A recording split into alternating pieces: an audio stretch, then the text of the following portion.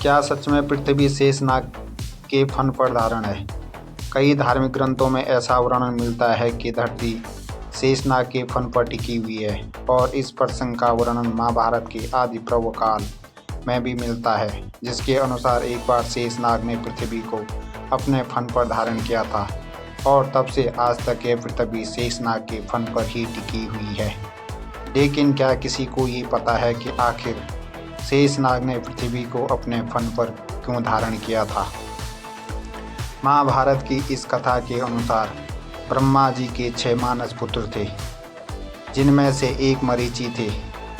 उनका एक पुत्र था जिसका नाम प्रजापति था। ऋषि कश्यप ने दक्ष प्रजापति की 7 पुत्रियों से विवाह किया था, जिनमें से एक का नाम कद्रु था, जिसकी कोख से 1000 शक्तिशाली नागों का जन्म हुआ और जिसमें सबसे बड़े शेषनाग थे। कथा में आगे वर्णन आता है कि महर्षि कश्यप की एक और पत्नी थी, जिसका नाम विनीता था।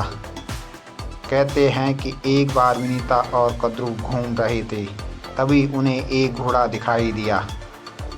कद्रु ने कहा कि वो घोड़ा सफ़ेद है, परंतु उसकी पूंछ काली है। इस पर विनीता ने कहा कि घोड़ा पूरा सफ़ेद है। इस बात को लेकर दोनों में शर्त लगी कि जो हारा वह दूसरे की दासी बनेगी। उस घोड़े को देखने के लिए अगला दिन तय हुआ। घर आकर कद्रु ने शर्त हारने के डर से अपने सर्पपुत्र को कहा कि वे उस घोड़े की पूंछ में चिपक कर काली पूंछ का आकार ले। विनीता के प्रति कद्रु और अपने भाइयों के कपट की भावना को देखने के बाद शेषनाग ने अपने परिवार और अपने भाइयों को छोड़ दिया और हिमालय और गंधमादन के पर्वत पर तपस्या करने चले गए। वे सिर्फ हवा के सहारे जीवन यापन करने लगे और अपनी इंद्रियों पर काबू पाने के लिए ध्यान करने लगे।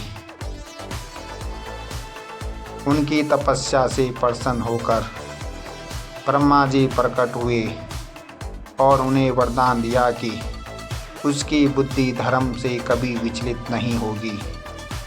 साथ ही ब्रह्मा जी ने शेषनाग को यह भी कहा कि यह पृथ्वी पहाड़ और नदियों के कारण हमेशा हिलती रहती है। तो ब्रह्मा जी के कहने पर शेषनाग ने पृथ्वी को अपने फन पर धारण कर लिया। कहानी आप लोगों को अगर अच्छी लगे तो चैनल को लाइक शेयर करें और चैनल का सदस्य जरूर बने। धन्यवाद।